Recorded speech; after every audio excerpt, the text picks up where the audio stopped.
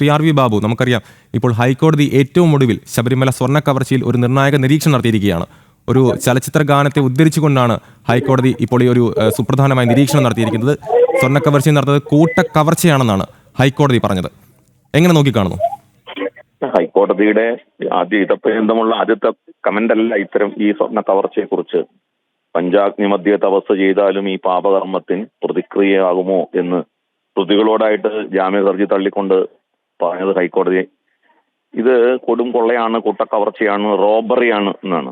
ശരിക്കും പറഞ്ഞാൽ ഒരു റോബറിയാണ്, അല്ലെങ്കിൽ ഡക്കോയിറ്റ് ആണ്.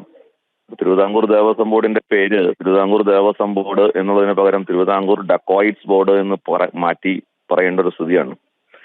എല്ലാവരും ചേർന്ന് ഗൂഢാലോചന നടത്തിയിട്ടുള്ളൊരു കൂട്ടക്കവർച്ച. ഇതിന് ഹൈക്കോടതി ഇത്തരത്തില് ജാമ്യ ഹർജി തള്ളിക്കൊണ്ട് പറഞ്ഞ അഭിപ്രായം തീർത്തും പ്രസക്തമാണ്.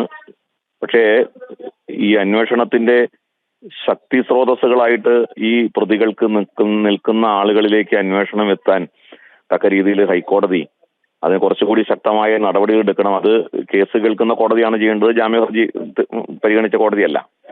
ഈ കേസ് കേൾക്കുന്ന ദേവസ്വം ബെഞ്ച് അന്വേഷണത്തിന് കൂടുതൽ തലങ്ങളിലേക്ക് പോകാൻ കേന്ദ്ര അന്വേഷണ ഏജൻസികളെ കൂടി ഇതിൽ ബന്ധിപ്പിച്ചുകൊണ്ട് CBI പോലുള്ള അന്വേഷണ ഏജൻസിയെ ഏൽപ്പിച്ചുകൊണ്ടല്ലാതെ ഇതിന്റെ മുഴുവൻ വിവരങ്ങളും പുറത്തു വരില്ല. ഈ കൊള്ള സംഘത്തിന്റെ ശക്തി സ്രോതസ്സുകൾ ആരൊക്കെയാണ് എന്നറിയണമെങ്കിൽ അത്തരം അന്വേഷണത്തിലൂടെ പോകൂ. ഇതിൽ നഷ്ടപ്പെട്ട സ്വർണം കടൽ കടന്നോ എന്നറിയണമെങ്കിൽ ഒരു കേന്ദ്ര അന്വേഷണ ഏജൻസിയുടെ സഹായം ഉണ്ടായേ പറ്റൂ.